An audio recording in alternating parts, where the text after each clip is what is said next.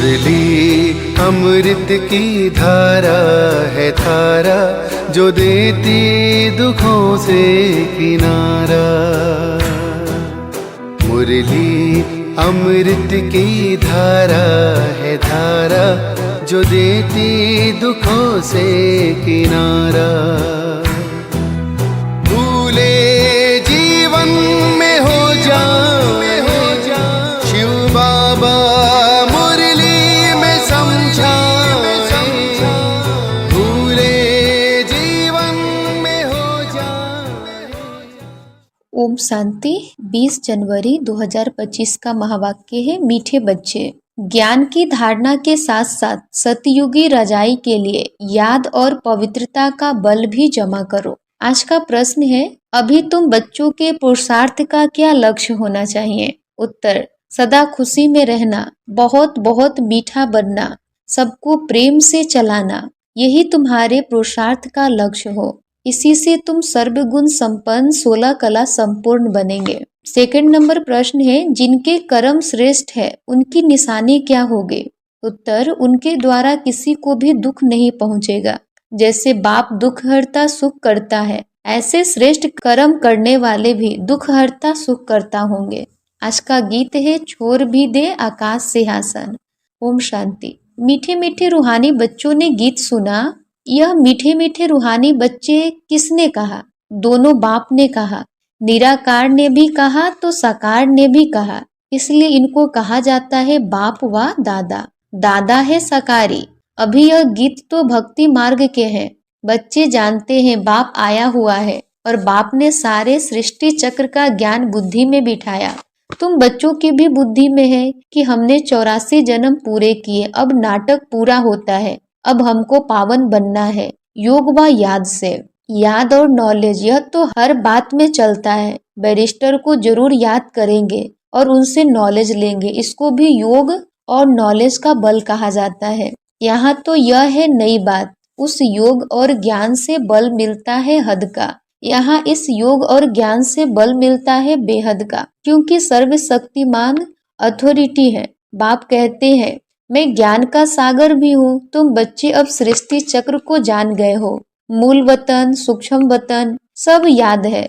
जो नॉलेज बाप में है वो भी मिली है, तो नॉलेज को भी धारण करना है। और रजाई के लिए बाप बच्चों को योग और पवित्रता भी सिखलाते हैं। तुम पवित्र भी बनते हो, बाप से रजाई भी लेते हो।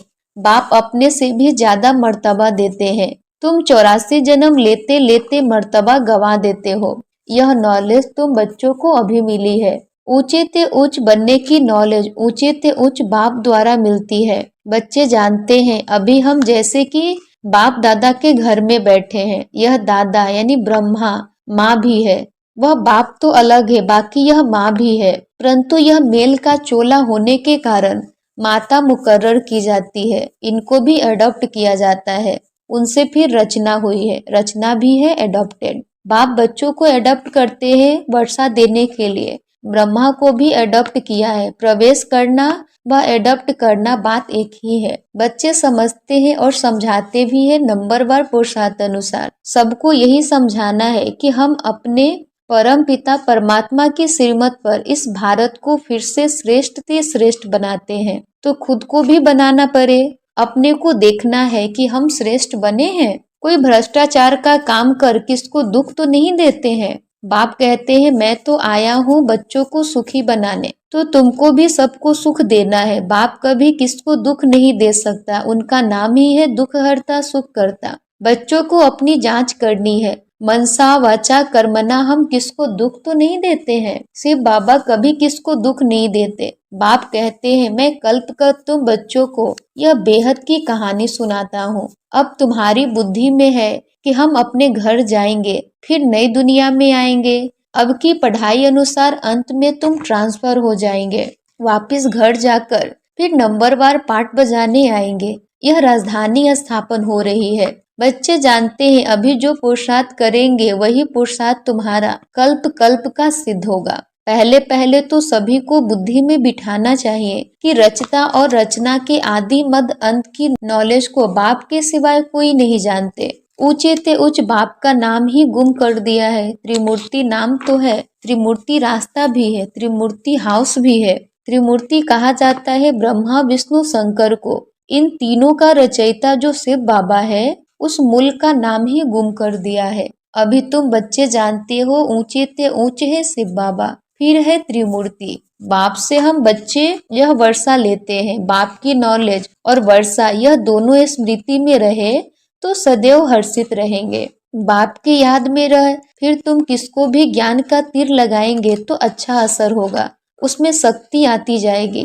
याद की यात्रा से ही शक्ति मिलती है। अभी शक्ति गुम हो गई है क्योंकि आत्मा पति तमो प्रधान हो गई है। अब मूल फिक्रात यह रखनी है कि हम तमो प्रधान से सतो प्रधान बने। मन मना भव का अर्थ भी यह है। गीता जो पढ़ते हैं उनसे पूछना चाहिए मन मना भव का अर्थ क्या है। यह किसने कहा मुझे याद करो तो वर्षा मिलेगा। नई दुनिया स्थापन करने वाला कोई श्री कृष्ण तो नहीं है, वो प्रिंस है। यह तो गाया हुआ है ब्रह्मा द्वारा स्थापना। अब करण करावन हार कौन भूल गए हैं, उनके लिए सर्वव्यापी कह देते हैं। कहते हैं ब्रह्मा विष्णु शंकर आदि सब में वही है। अब इसको कहा जाता है अज्ञान। बाप कहते हैं तुमको 5 विकारों रूपी रावण ने कितना बेसमझ बनाया है। तुम जानते हो बरोबर हम भी पहले ऐसे थे। हाँ, पहले उत्तम से उत्तम भी हम ही थे, फिर नीचे गिरते महान पतित बने। शास्त्रों में दिखाया है राम भगवान ने बंदर सेना ली, यह भी ठीक है। तुम जानते हो हम बरोबर बंदर मिसल थे। अभी महसूसता आती है यह है ही भ्रष्टाचारी दुनिया। एक दो को गाली देते कांटा लगाते रहते हैं। यह है कांटों का जंगल, वह है फूलों का बगीचा। जंगल बहुत बड़ा होता है, गार्डन बहुत छोटा होता है। गार्डन बड़ा नहीं होता। बच्चे समझते हैं बरोबर इस समय यह बड़ा भारी कांटों का जंगल है। सतयुग में फूलों का बगीचा कितना छोटा होगा। यह बातें तुम बच्चों में भी नंबरवार पुरुषार्थ अनुसार समझते हैं। जिनमें ज्ञान और योग नहीं है, सर्विस में तत्पर नहीं है, तो फिर अंदर में इतनी खुशी भी नहीं रहती।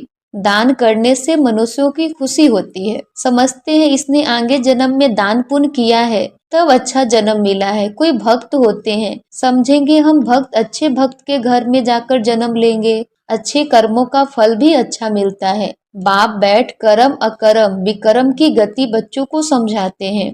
दुनिया इन बातों को नहीं जानती। तुम जानते हो अभी रावण राज्य होने कारण मनुष्यों के कर्म सब विकर्म बन जाते हैं। पतित तो बनना ही है। 5 विकारों की सब में प्रवेशता है। भल दान पुण्य आदि करते हैं अल्पकाल के लिए, उसका फल मिल जाता है, फिर भी पाप तो करते ही हैं। रावण राज्य में जो भी लेन देन होती है वो है ही पाप की। देवताओं के आगे कितना स्वच्छता से भोग लगाते हैं, स्वच्छ बनकर आते हैं, परंतु जानते कुछ भी नहीं। बेहद के बाप की भी कितनी ग्लानि कर दी है। वह समझते हैं कि यह हम महिमा करते हैं कि ईश्वर सर्वव्यापी है, सर्वशक्तिमान है, परंतु बाप कहते हैं यह इन्हों की उल्टी मत है। तुम पहले पहले बाप की महिमा सुनाते हो कि ऊंचे ते ऊंच भगवान एक है, हम उनको ही याद करते हैं। राज्यों की एम ऑब्जेक्ट भी सामने खड़ी है, यह राज्यों बाप ही सिखलाते हैं। श्री कृष्ण को बाप नहीं कहेंगे, वह तो बच्चा है। शिव को बाबा कहेंगे, उनको अपनी देह नहीं है। यह मैं लोन पर लेता हूँ, इसलिए इनको बाप दादा कहते हैं। वह है ऊंचे ते उच्च निराकार बाप, रचना को रचना से वर्षा मिल न सके। लौकिक संबंध में बच्चे को बाप से वर्षा मिलता है, बच्ची को तो मिल न सके। अब बाप ने समझाया है तुम आत्माएं हमारे बच्चे हो, प्रजापिता ब्रह्मा के बच्चे बच्चियां हो। ब्रह्मा से वर्षा नहीं मिलना है, बाप का बनने से ही वर्षा मिल सकता है। यह बाप तुम बच्चों को सम्मुख बैठ समझाते। इनके कोई शास्त्र तो बन नहीं सकते। भल तुम लिखते हो, लिटरेचर छपवाते हो, फिर भी टीचर के सिवाय तो कोई समझा न सके। बिना टीचर किताब से कोई समझ न सके। अब तुम हो रूहानी टीचर्स, बाप है बीज रूप, उनके पास सारे झाड़ के आदि मद अंत की नॉलेज है। टीचर के रूप में बैठ तुमको समझाते हैं। तुम बच्चों को तो सदैव खुशी रहनी चाहिए कि हमको सुप्रीम बाप ने अपना बच्चा बनाया है, वही हमको टीचर बनकर पढ़ाते हैं। सच्चा सतगुरु भी है, साथ में ले जाते हैं। सर्व का सदगति दाता एक है, उच्चते उच्च बाप ही है, जो भारत को हर 5000 वर्ष बाद वर्षा देते हैं। उनकी शिव जयंती मनाते हैं। वास्तव में शिव के साथ त्रिमूर्ति भी होना चाहिए। तुम त्रिमूर्ति शिव जयंती मनाते हो, सिर्फ शिव जयंती मनाने से कोई बात सिद्ध नहीं होगी। बाप आते हैं और ब्रह्मा का जन्म होता है, बच्चे बने, ब्राह्मण बने और एम ऑब्जेक्ट सामने खड़ी है। बाप खुद आकर स्थापना करते हैं एम ऑब्जेक्ट जो बिल्कुल क्लियर है। सिर्फ श्री कृष्ण का नाम डालने से सारे गीता का महत्व चला गया है। यह भी ड्रामा में नूद है, यह भूल फिर भी होनी ही है। खेल ही सारा ज्ञान और भक्ति का है।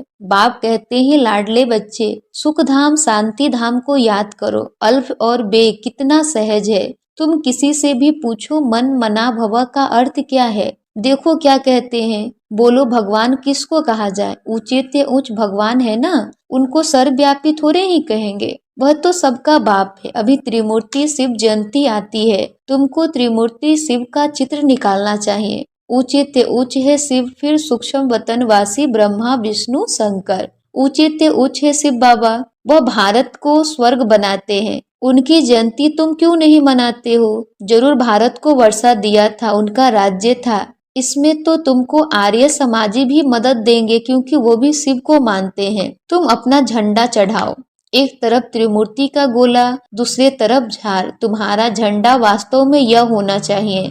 बन तो सकता है ना, झंडा चढ़ा दो जो सब देखे। सारी समझानी इसमें है। कल्प वृक्ष और ड्रामा, इनमें तो बिल्कुल क्लियर है। सबको मालूम पड़ जाएगा कि हमारा धर्म फिर कब होगा। आप ही अपना हिसाब किताब निकालेंगे। सबको इस चक्र और झार पर समझाना है क्राइस्ट कब आया, इतना समय वह आत्माएं कहाँ रहती है। जरूर कहेंगे निराकारी दुनिया में है। हम आत्माएं रूप बदलकर यहाँ आकर साकार बनते हैं। बाप को भी कहते हैं ना, आप भी रूप बदलकर साकार में आओ। आएंगे तो यहाँ न, सूक्ष्म वतन में तो नहीं आएंगे। जैसे हम रूप बदलकर पाठ बजाते हैं, आप भी आओ, फिर से आकर राजयोग सिखाओ। राजयोग है ही भारत को स्वर्ग बनाने का। यह तो बड़ी सहज बातें हैं। बच्चों को शौक चाहिए, धारणा कर औरों को करानी चाहिए। उसके लिए लिखा पढ़ी करनी चाहिए। बाप भारत को आकर हेवन बनाते हैं। कहते भी है बरोबर क्राइस्ट से 3000 वर्ष पहले भारत पैराडाइज था। इसलिए त्रिमूर्ति शिव का चित्र सबको भेज देना चाहिए। त्रिमूर्ति शिव का स्टैम्प बनानी चाहिए। इन स्टैम्प बनाने वालों की भी डिपार्टमेंट होंगे। दिल्ली में तो बहुत पढ़े लिखे हैं, यह काम कर सकते हैं। तुम्हारी कैपिटल भी दिल्ली होनी है। पहले दिल्ली को परिस्थान कहते थे, अब तो कब्रिस्तान है। तो यह सब बातें बच्चों की बुद्धि में आनी चाहिए। अभी तुम्हें सदा खुशी में रहना है, बहुत बहुत मीठा बनना है, सबको प्रेम से चलाना है, सर्वगुण संपन्न 16 कला संपूर्ण बनने का पुरुषार्थ करना है। तुम्हारे पुरुषार्थ का यही लक्ष्य है, परंतु अभी तक कोई बना नहीं है। अभी तुम्हारी चढ़ती कला होती जाती है। धीरे धीरे चढ़ते हो ना, तो बाबा हर प्रकार से शिव जयंती पर सेवा करने का इशारा देते रहते हैं, जिससे मनुष्य समझेंगे कि बरोबर इन्हों की नॉलेज तो बड़ी है। मनुष्यों को समझाने में कितनी मेहनत लगती है। मेहनत बिगर राजधानी थोड़े ही स्थापन होगी। चढ़ते हैं, गिरते हैं, फिर चढ़ते हैं। बच्चों को भी कोई न कोई तूफान आता है। मूल बात है ही याद की। याद से ही सतो प्रधान बनना है। नॉलेज तो सहज है। बच्चों को बहुत मीठे ते मीठा बनना है। एम ऑब्जेक्ट तो सामने खड़ी है। यह यानी लक्ष्मी नारायण कितने मीठे हैं। इन्हों को देख कितनी खुशी होती है। हम स्टूडेंट के यह एम ऑब्जेक्ट है, पढ़ाने वाला है भगवान। अच्छा, मीठे मीठे सिकिलधे रूहानी बच्चों प्रति माता पिता बाप दादा का याद प्यार और गुड मॉर्निंग। रूहानी बाप की रूहानी बच्चों को नमस्ते। हम रूहानी बच्चों की रूहानी माता पिता बाप दादा को याद प्यार, गुड मॉर्निंग और नमस्ते नमस्ते नमस्ते। धारणा के लिए मुख्य सार, बाप द्वारा मिली हुई नॉलेज और वर्षे को स्मृति में रख सदैव हर्षित रहना है। ज्ञान और योग है तो सर्विस में तत्पर रहना है। सेकंड नंबर है सुखधाम और शांति धाम को याद करना है। इन देवताओं जैसा मीठा बनना है। अपार खुशी में रहना है। रूहानी टीचर बन ज्ञान का दान करना है। आज का वरदान है देह संबंध और वैभवों के बंधन से स्वतंत्र बाप समान कर्मातीत भव। देह संबंध और वैभवों के बंधन से स्वतंत्र बाप समान कर्मातीत भव। स्पष्टीकरण है जो निमित्त मात्र डायरेक्शन प्रमाण प्रवृत्ति को संभालते हुए आत्मिक स्वरूप में रहते हैं, मोह के कारण नहीं। उन्हें यदि अभी अभी ऑर्डर हो कि चले आओ तो चले आएंगे।